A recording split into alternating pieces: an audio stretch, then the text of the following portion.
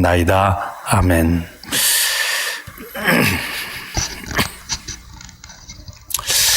사람이 끊기 힘든 욕망 중에 하나를 들라고 하면 아마 물질에 대한 소욕일 것입니다.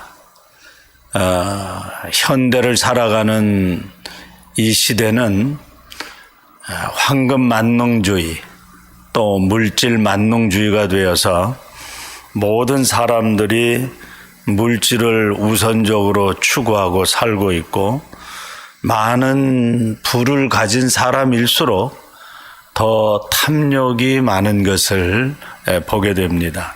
그러니까 물질에 대한 탐욕이 잘 절제가 안 되고 끊어지지가 않는다, 그런 말이죠. 성령의 충만한 임재함으로 말미암아 교회가 세워지는데, 그게 이제 사도행전 2장에서 오순절 오순절날 성령의 충만함을 받고 제자들이 나가서 복음을 전하는데, 그 복음을 전할 때 그 성령께서 함께 하셔서 수많은 사람들이 예수를 믿는 역사가 나타납니다.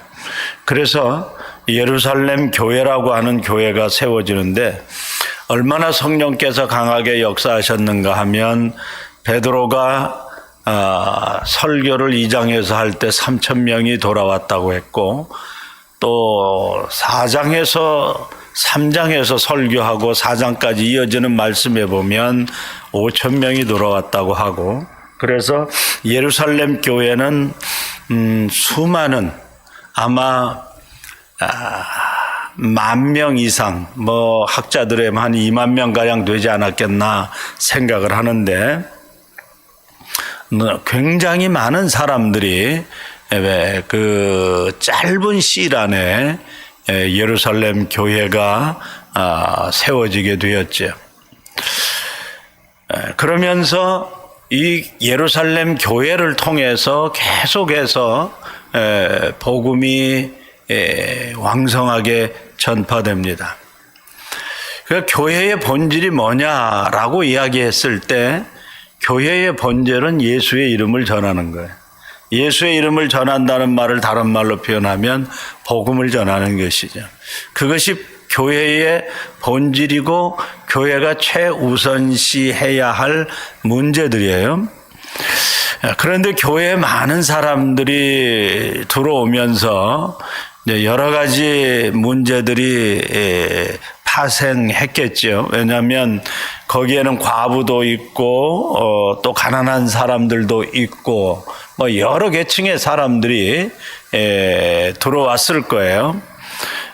왜냐하면 우리가 4장 34절에 보면 예루살렘 교회에 가난한 사람이 없으니 라고 하는 말을 보면, 틀림없이 가난한 사람이 있었는데 그들이 자기에 있는 물질을 서로 통용했다 그랬어요. 그래서 밭과 집 있는 자들이 그것을 팔아다가 사도들의 발 앞에 둘 때 각 사람의 필요에 따라서 나누어 주었다. 그래서 그 예루살렘 교회 공동체에는 가난한 사람이 하나도 없어요. 그러니까 거의 평등한 그러한 삶을 살았다고도 볼 수 있죠. 물론 그 안에 이 부와 가난한 자들의 모습은 있었겠지만, 그 부한 자들이 가난한 자들을 위해서 물질을 나눠줌으로 모든 사람들이 가난한 사람이 없을 정도로 어떤 교제의 모습들이 이루어졌다. 이런 모습을 보면 이게 아주 초대 예루살렘 교회의 아주 특수한 모습이에요. 이런 교회가 이후로도 없었어요. 이 모습을 또 어떻게 보면 이게 아마 천국의 모습을 우리에게 그림자처럼 보여주는 게 아닌가, 그런 생각이 들 정도로 정말 어떤 공평하고 하나님이 주신 물질을 가지고 부를 가지고 서로 필요에 따라 나누어주는 그야말로 그리스도의 사랑이 넘치는 그러한 공동체의 모습을 보여줍니다. 그러면서 거기에 요셉이라고 하는 사람도 자기의 밭을 팔아서 사도들 앞에 두었다. 그래서 그 사람을 바나바라고 사도들이 불렀어요. 그리고 나오는 사건이 오늘 우리가 읽은 아나니아와 삽비라의 사건이죠.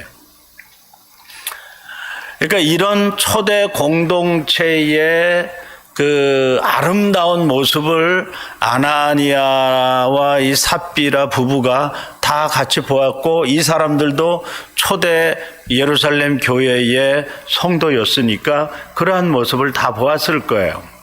그리고 실제적으로 아나니아라고 하는 이 이름의 의미는 하나님께 은혜를 받은 자다, 그런 의미예요. 그러니까 굉장히 좋은 이름이죠. 그런데 이 아나니아가 삽비라가 이런 모습들을 보면서 자신들도 자신들의 소유를 팔아서 그것을 하나님 앞에 드리고자 작정을 했던 것 같아요. 하나님은 누구에게 헌금을 강요하지 않아요. 물질을 바치라고 강요하지 않아요. 그러니까 하나님께 헌금하고 물질을 바치는 것은 자원하는 마음으로 바치는 것이고 하나님이 주신 은혜에 감격해서 드리는 것이지, 누가 뭐 바치라고 해서 하나님이 누구를 향해서 뭐 특별하게 바치라고 해서 헌금을 바치는 것이 아니다, 그런 말이에요. 그러니까 이 아나니아 부부도 그 예루살렘 성도들의 그런 모습을 보면서 감동을 받아서 그런 하나님 앞에 드리려고 하는 마음이 생겼는지, 아니면 체면상 저 성도가 저만큼 드리니까 나도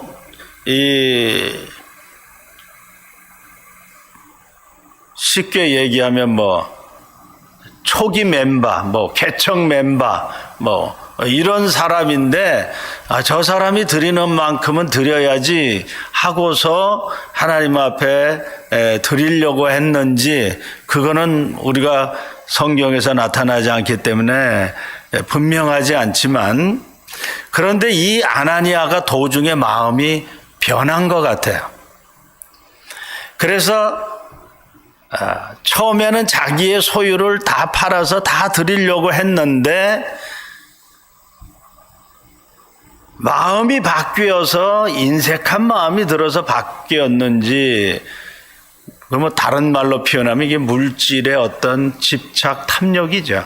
결국은 물질의 탐욕 때문에 얼마를 감추고 하나님 앞에 드리려고 사도들 앞에 가지고 갔어요. 근데 베드로가 성령에 충만해서 아마 성령이 지시하시는 어떤 음성을 들었는지 그 사람이 얼마를 감추고 하나님 앞에 드린다라고 하는 것을 봐요. 그래서 본문에는 그 모습을 가지고 성령을 속이고 땅값 얼마를 감추었느냐, 그런 베드로의 책망스러운 말을 듣게 돼요. 그래서 이 사건 때문에 아나니아가 성령을 속이는 사건, 이거는 다른 말로 표현해서 하나님을 속이는 것이죠. 이 하나님을 속이고 성령을 속이는 이 일 때문에 그 자리에서 죽어요. 이건 굉장히 엄청난 사건이죠. 좋은 마음을 가지고 하나님 앞에 헌금을 했는데 마음이 변해서 얼마를 감추었어요. 그런데 그거를 가지고 베드로는 뭐라고 표현하는가 하면, 사탄이 내 마음에 가득하여 내가 성령을 속이고 땅값 얼마를 감추었느냐. 그러니까 헌금을 드리는 그 아나니아의 마음이 물질에 대한 탐욕이 있었다 하는 것을 우리에게 보여주고 있다 하는 것입니다. 또 아나니아의 그 아내가 되는 삽비라도 정직하지 못하게 똑같이 베드로에게 거짓된 말을 하죠. 베드로가 땅 판값이 이것뿐이냐 내게 말하랴. 그럴 때 8절에 보면 삽비라가 네 이것뿐입니다 라고 거짓을 고하죠. 그러니까 베드로가 내가 어떻게 주의 영을 시험하려 하느냐 하면서 하나님의 심판, 하나님의 징계인데 이건 아주 최악의 징계죠. 죽음의 징계를 받아요. 그래서 이 아내도 그 자리에서 죽게 되는 그런 모습을 우리에게 보여주고 있어요. 하나님 앞에 자신의 소유를 팔아서 자신의 땅을 팔아서 하나님 앞에 드린다고 하는 것은 굉장히 귀한 일이죠. 이것은 아무나 할 수 있는 일이 아니에요. 왜냐하면 이것은 주의 성령께서 어떤 감동된 마음을 주셔야 할 수 있는 거예요. 우리가 교회가 시작되다 보면 교회에 건축하는 일들이 교회마다 있어요. 교회가 시작을 해서 자기 건물이 없을 때 이제 교회가 커가면 교회 건축을 하게 되면 그 교회 건축을 할 때, 건축 헌금을 할 때 그 아무나 하는 게 아니에요. 성령께서 감동을 주고 은혜를 주셔야 하는 거예요. 제가 돌이켜보면 우리 교회도 여러 번 그 건축 헌금을 했잖아요. 교회를 리빌딩 하기 위해서, 레노베이션 하기 위해서 여러 번 했는데 다 참여하는 게 아니에요. 그러니까 성령의 감동을 받아서 하나님 앞에 헌금을 드리는데 그 너무너무 귀한 일이죠. 하나님의 은혜를 체험한 사람만이 드릴 수 있는 거예요. 자기의 땅을 팔아서 그거 다 어떻게 드려요? 못하죠. 왜냐하면 우리는 선천적으로 물질에 대한 탐욕이 다 있는 사람들이에요. 물질의 욕망들이 다 있다고요. 더더군다나 이 시대를 살아가는 사람들에게는 더 할 거예요. 근데 여기 수많은 예루살렘에 지금 사람들이 들어오니까 그 가난한 사람들을 위해서 도울 수 있는데 그 물질이 필요하잖아요. 그래서 그 사도들 앞에 저들이 갖고 와가지고 사도들이 그것을 나누어 줬어요. 이게 굉장히 귀한 일인데 온전히 안 드려도 돼요. 내가 땅을 10만 불에 팔았다. 10만 불 다 안 드려도 하나님은 오케이. 하나님은 괜찮아요. 내가 내 마음 중심에 있는 대로 드리면 되는 거예요. 그런데 이 사람은 하나님을 속였다고 하는 것이 큰 문제가 된 거지. 그래서 사탄이 그 사람의 마음을 주장하고 있다라고 생각하고 있고, 또 교회라고 하는 본질적인 문제에서 볼 때 교회는 물질로 운영이 되는 것이 아니에요. 이 사람이 내가 헌금을 이만큼 하면 사람들이 나를 이만큼 알아줄까 하는 그런 마음을 가지고 드렸을런지도 몰라요. 왜냐하면 사도들이 요셉이 자기의 밭을 팔아 드렸을 때 바나바라고 하는 특별한 이름도 지어주고 이런 모습들을 다 봤단 말이에요. 그러니까 자기도 이거 다 드리면 이 교회 안에서 사람들이 나를 이렇게 인정해 줄까라는 생각을 했을런지도 모른다 그런 말이에요. 그러니까 이게 온전히 드리지 못하고 드리려고 하다가 그 중에 일부를 감추어 두었다라고 이야기를 오늘 본문이 하고 있어요. 그러니까 본질적으로 교회는 물질로 운영되는 것이 아니다 그런 말. 본질적으로 교회는 예수의 영, 성령의 인도함을 받아서 나아가는 것이 교회다 그런 말이에요. 그런데 오늘날 교회에 세상적인 물질관이 너무나 많이 들어와서 교회도 물질이 없으면은 모든 일들을 못하는 것처럼 성도들이 생각하죠. 그것은 어떤 의미에서는 교회의 본질이 아니고 주님이 원하시는 것이 아니다 그런 말이에요. 그래서 이 사람들은 자신들의 어떤 물질의 탐욕도 있고 그 물질의 탐욕 때문에 거짓을 이야기하게 되고 그래서 거짓은 마귀의 속성이고 거짓말하는 것이 마귀인데 거짓말의 우두머리가 마귀인데 그 마귀의 영으로 가득 차가지고 하나님을 속이는 그래서 이 교회의 어떤 순수성을 훼손하는 지금 초대교회는 성령에 충만해서 성령의 인도함을 따라서 성령의 역사하심을 따라서 계속해서 하나님의 기적 같은 사건들이 일어나면서 복음이 순수하게 지금 잘 전파되고 있는 이 와중 속에 이 과정 속에 이 어떤 시험스러운 사건이 아나니아를 통해서 들어온 것이에요. 그러니까 하나님께서 이 모습을 보고 바로 처리해 버리시는 징계하시는 이 초대교회에 있어서 헌금을 하다가 죽는 아주 끔찍한 어떻게 세상적으로 보면 아주 끔찍한 사건이죠.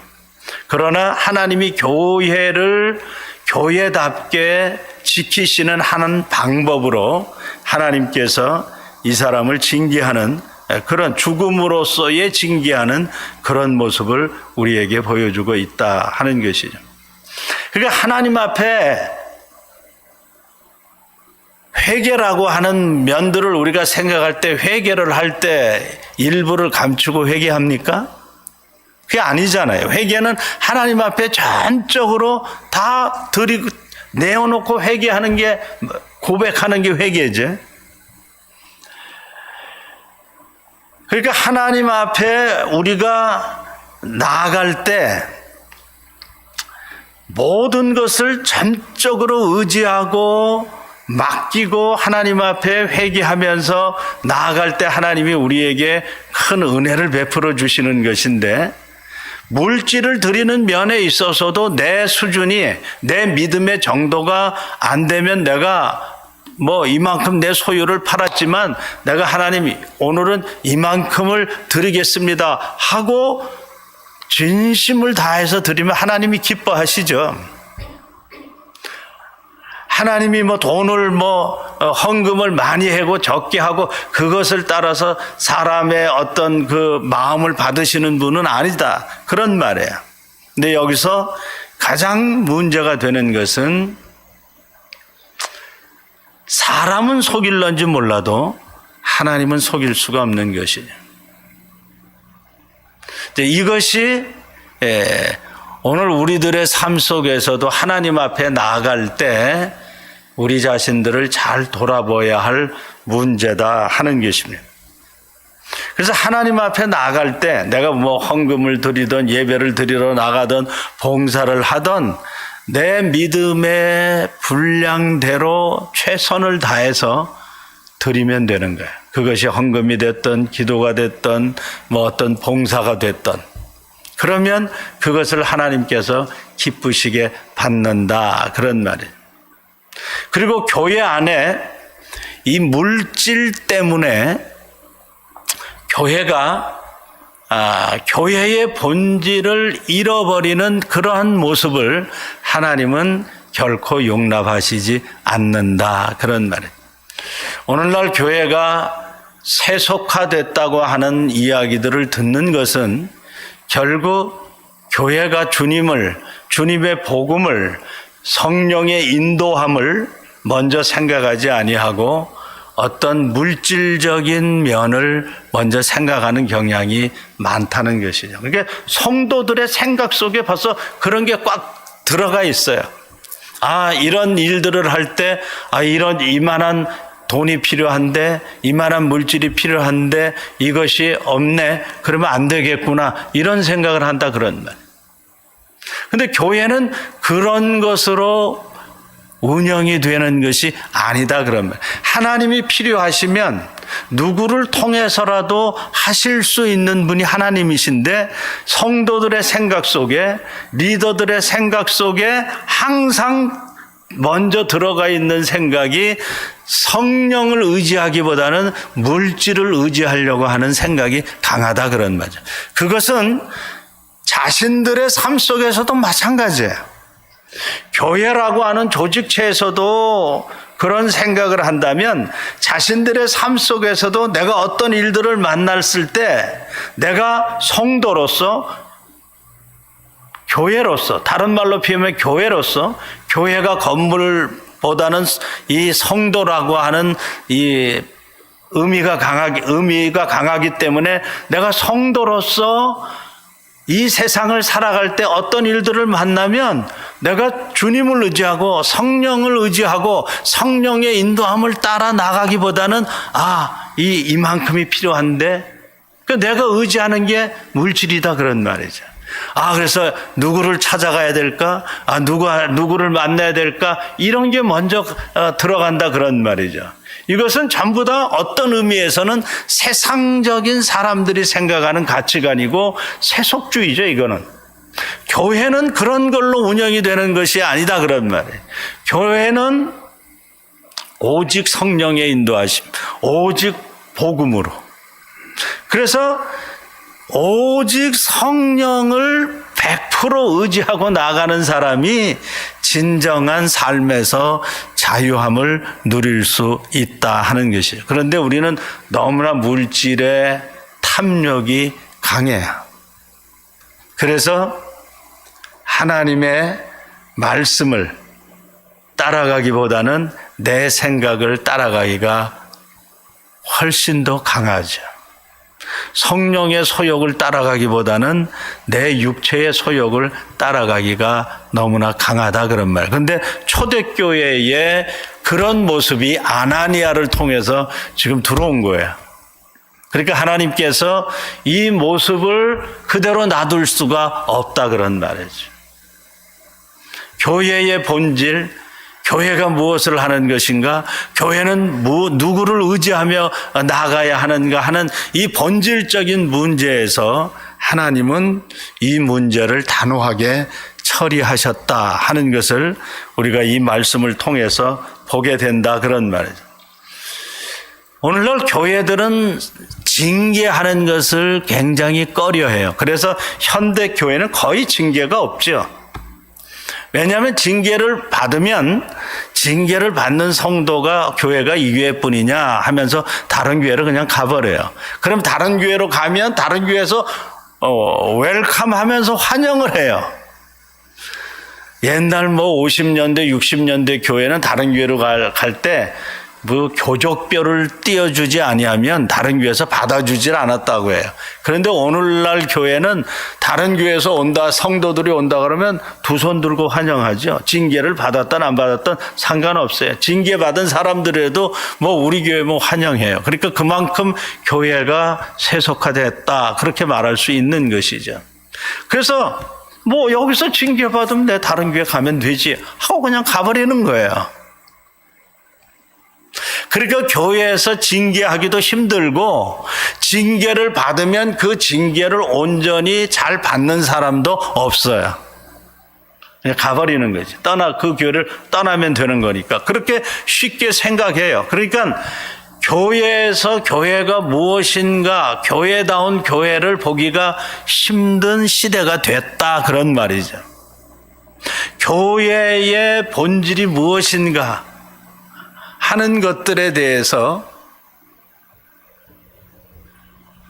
힘든 시대가 되었다. 자기 마음에 안 들면 가버리면 되니까. 내가 오늘 이 교회에 이러한 목적으로 왔는데 이러한 목적이 이루어지지 않으면 그냥 가버리면 되는 거예요. 그러니까 사람들마다 생각하는 것이 너무나 다 다른 거예요. 그러니까 이 말을 다른 말로 표현하면 교회론이 제대로 정립이 안 돼 있어서 그렇다라고도 말할 수 있어요. 그냥 교회가 쉽게 모여서 그냥 교제하고 사교하고 그냥 적당히 하나님 앞에 예배하고 영광 돌리면 그냥 그걸로 다 끝났다, 다 했다라고 생각하는 사람들이 꽤 많아요. 그래서 그런 성도들을 가만히 보면 정착을 못하는 것이지. 이 교회 저 교회 왔다 갔다 하는 거지. 왜냐하면 자기 마음에 안 들면 가야 돼. 자기 마음에 드는 교회로 또 가야 되니까. 거기에다가 좀 안 좋은 소리하고 징계까지 받으면 어떻게 있겠어요. 그래서 우리가 이 말씀을 보면서 내 개인에게 적용을 시켜서 생각을 해보면 내가 인생을 살아가는데, 내가 신앙생활 하는데 정말 난 누구를 의지하면서 신앙생활 하느냐? 정말 성령 하나님을 내가 의지하면서 신앙생활 하느냐? 하나님이 우리한테 허락하신 모든 환경을 통해서 물질을 벌지 말라고 하시는 분이 아니잖아요. 하나님은 그 모든 것을 우리에게 더 주시겠다고 작정하고 계시는 분인데 우리가 하나님께서 주시겠다고 작정하신 것을 못 받는 거예요. 어떻게 보면. 왜? 하나님 보시기에 내가 아직 믿음의 그릇이 안 됐다 그런 말이죠. 내 마음속에 물질에 대한 탐욕이 너무 강하다 그런 말이죠. 그러니까 내가 인생을 살아가는 내 삶을 보면 물질이면 모든 것을 다 할 수 있다 이런 생각을 갖고 살아가는 사람들은 진정한 의미에서 좀 부끄러운 성도라고도 볼 수 있어요. 왜냐하면 주님이 우리의 인생길을 끌고 가시고 인도해 가시는 데는 물질이 다가 아니에요. 주님이 먼저예요. 주님의 생각이 먼저예요. 주님의 뜻이 먼저예요. 주님을 의지하라고 하는 것이 먼저예요. 그것이 순수한 믿음을 가진 성도들의 모습이라고도 말할 수 있어요. 오늘 우리가 살아가는 이 시대에 우리를 유혹하는 것이 너무너무 많지요. 그런데 그런 것들을 내가 주님 앞에 그냥 맡기고 내가 주님만을 의지하고 주님이 인도하시는 대로 내가 따라가겠습니다 라고 작정하고 따라가는 사람들에게는 하나님께서 놀라운 역사들을 보여주세요. 아나니아와 삽비라를 하나님께서 죽음이라고 하는 징계를 내리셨을 때 교회가 쇠퇴됐느냐? 교회의 성령의 역사가 끊어졌느냐? 아니에요. 오늘 12절 이하에 나오는 말씀을 보면 계속해서 사도들의 손을 통해서 하나님의 놀라운 역사들이 일어나고 저들이 솔로몬 행각에 마음을 같이하여 모여서 복음을 듣고 그리고 계속해서 하나님의 놀라운 역사들이 나타나는데 어느 정도의 역사가 나타나는가 하면 병든 사람을 메고 거리에 나가 침대와 요위에 누이고 베드로가 지나갈 때 베드로의 그림자가 덮일 때 그럴 때라도 병자들이 낫는 놀라운 역사들이 일어나는 모습을 봐요. 그래서 예루살렘 부근의 수많은 사람들, 병든 사람들과 귀신 들린 사람들이 다 나왔는데 그들이 다 고침을 받았다. 그렇게 얘기해요. 징계를 받아서 사람들이 나가면 교회가 망할 것 같지만 망하지 않아요. 오히려 그 모습을 통해서 교회의 어떤 본질이 회복되고 순수성이 회복되고 교회의 복음이 더 왕성하게 나타나고 그리고 하나님의 놀라운 기적 같은 손길이 더 나타나요. 내가 하나님의 말씀대로 하나님의 인도함을 받아서 온전히 살면 내 사업이 망하는 것 같고 내 삶이 죽는 것 같은데 죽지 않고 망하지 않아요. 오늘 우리가 이 말씀을 믿는다면 하나님의 기적 같은 손길의 역사가 내 삶 속에 내 병든 육체 속에도 동일하게 나타날 줄로 믿습니다. 하나님은 어제나 오늘이나 내일이나 영원토록 동일하신 분이 문제는 우리의 마음속에 있는 그 탐욕, 욕망, 그 중에서도 여러 가지 욕망이 있는데 물질에 대한 탐욕은 이건 제일 큰 탐욕이라고도 볼 수 있어요. 뭐 시기도 있고 질투도 있고 뭐 여러 가지가 다 있겠지만 이 물질에 대한 욕망은 오늘 현대를 이 살아가는 사람들에게 제일 큰 우상이다. 그래서 그걸 못 놓고 그걸 붙들고 살아가는데, 그걸 붙들고 그걸 의지하고 살아가는데 그 삶이 진정한 행복과 자유함을 누리느냐? 그렇지 못하다 하는 것입니다. 물질을 버는 것 같은데 그 삶 속에 자유함이 없어요. 더 삶이 빡빡해요. 더 삶이 피곤해요. 하나님이 주신 축복 가운데 나에게 부가 늘어나면 그 부를 통해서 더 자유함이 있고 더 기쁨이 있고 더 주의 영광을 위하여 쓰임받을 수 있는 길로 가야 되는데 그렇지 못해요. 오히려 더 근심이 있고 오히려 더 걱정이 있고 오히려 더 부자연스러움, 자유함이 없는 억압된 삶을 산다고 한다면 무언가 그건 좀 잘못된 삶이죠.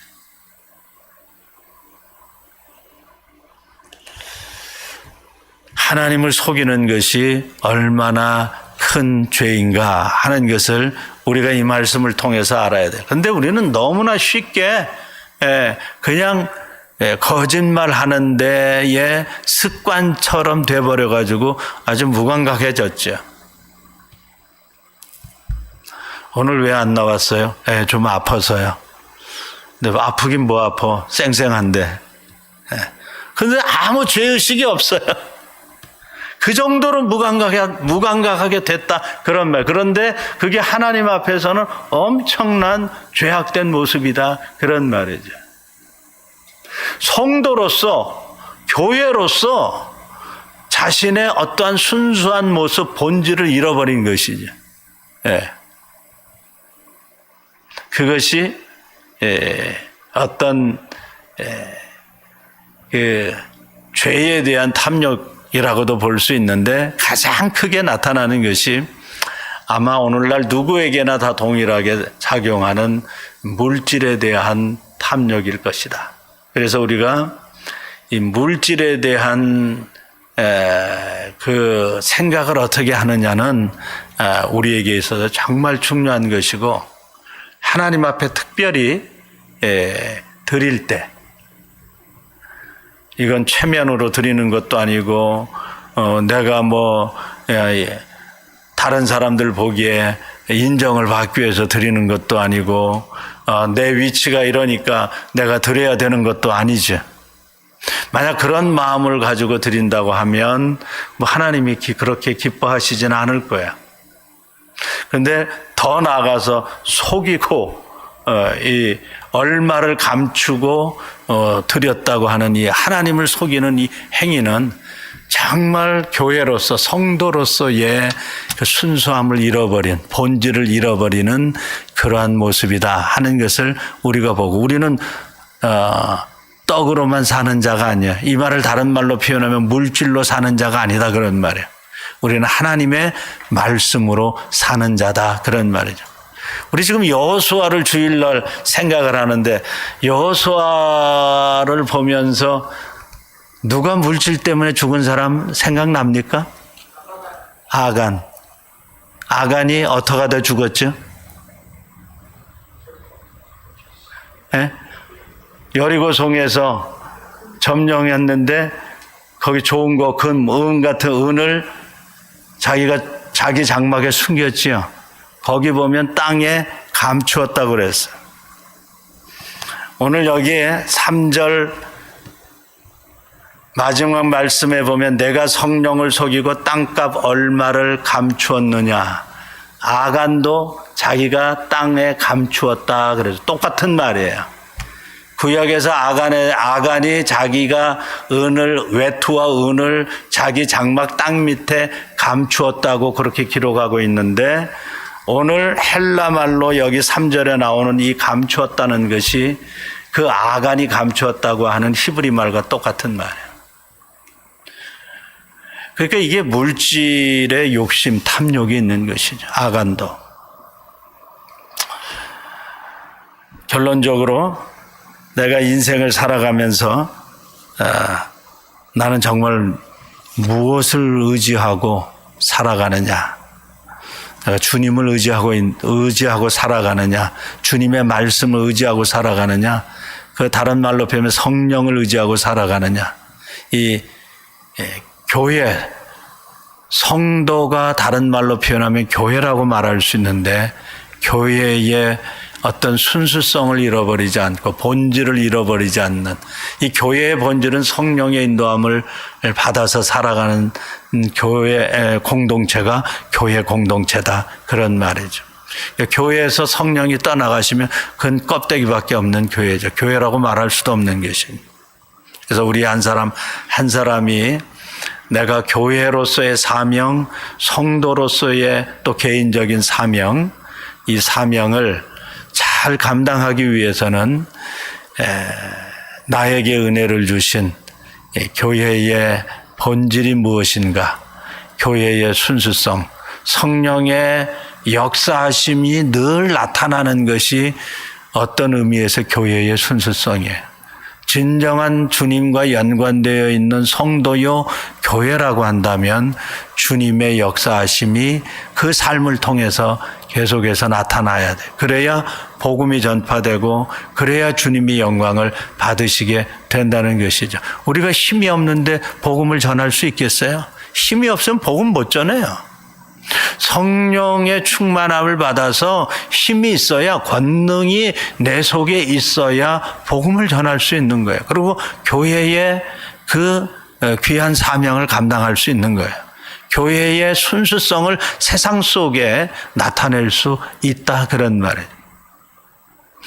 오늘 이 말씀을 보면서 다시 한번 예수 그리스도 안에서 나를 구원해 주시고 성령으로 나를 새롭게 충만케 하신 그 주님의 은혜를 생각하며 나의 이 순수성을 주님이 오시는 날까지 교회의 온전한 사명을 감당할 수 있는 저와 여러분들 되시기를 축복합니다.